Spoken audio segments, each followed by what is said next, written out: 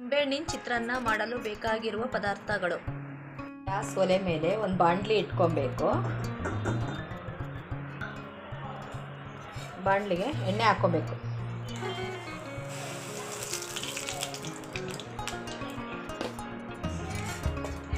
ಎಣ್ಣೆ ಕಾಯಕ್ಕೆ ಬಿಡಬೇಕು. ಇವಾಗ ಎಣ್ಣೆ ಕಾದಿದೆ. ಕಾದಿರೋ ಎಣ್ಣೆಗೆ ಸಾಸಿವೆ, ಒಂದು ಸ್ಪೂನ್ ಜೀರಿಗೆ, ಕಡಲೆಬೇಳೆ,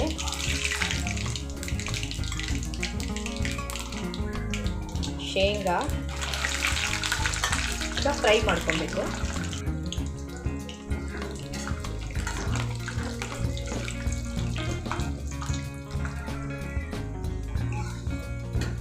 ಇವಾಗ ಫ್ರೈ ಆಗಿದೆ.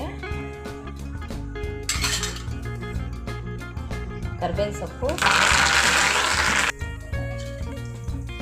ಹಸಿಮೆಣಸಿನಕಾಯಿ ಹಾಕಿ ಮಿಕ್ಸ್ ಮಾಡ್ಕೋಬೇಕು. ಈಗ ಸಣ್ಣದಾಗಿ ಹೆಚ್ಚಿರೋದಂಥ ನೀರುಳ್ಳಿ,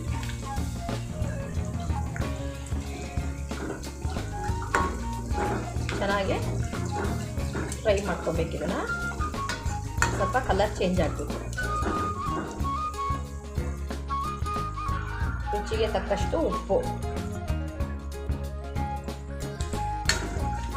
ಈಗ ಚೆನ್ನಾಗಿ ನೀರುಳ್ಳಿ ಎಲ್ಲ ಬೇಯಂಗೆ ಎಣ್ಣೆಯಲ್ಲಿ ಚೆನ್ನಾಗಿ ಬೇಯಬೇಕು. ಚೆನ್ನಾಗಿ ಫ್ರೈ ಮಾಡ್ಕೋಬೇಕು.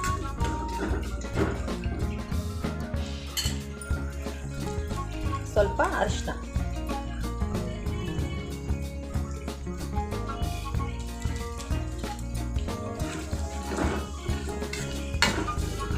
ಮಿಕ್ಸ್ ಮಾಡ್ಕೋಬೇಕು. ಸ್ವಲ್ಪ ಇದು ನೀರುಳ್ಳಿ ಎಲ್ಲ ಬೇಯಬೇಕು. ಇವಾಗ ನೀರುಳ್ಳಿ ಎಲ್ಲ ಬೆಂದಾಗಿದೆ. ಇವಾಗ ಗ್ಯಾಸ್ ಆಫ್ ಮಾಡಬೇಕು.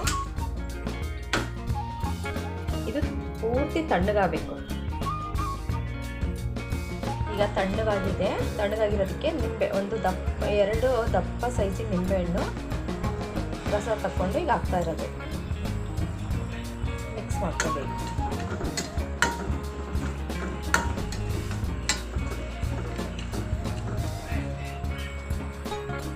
ಇವಾಗ ನಿಂಬೆಹಣ್ಣಿನ ಗೊಜ್ಜು ರೆಡಿಯಾಗಿದೆ. ಇವಾಗ ಅನ್ನಕ್ಕೆ ಹಾಕಿ ಮಿಕ್ಸ್ ಮಾಡ್ಕೊಬೇಕು. ಬಟ್ಲಿಗೆ ಅನ್ನ ಹಾಕ್ಕೊಂಡು ಈಗ ಮಾಡ್ಕೊಂಡಿರೋಂಥ ಗೊಜ್ಜು ಹಾಕ್ಕೊಬೇಕು.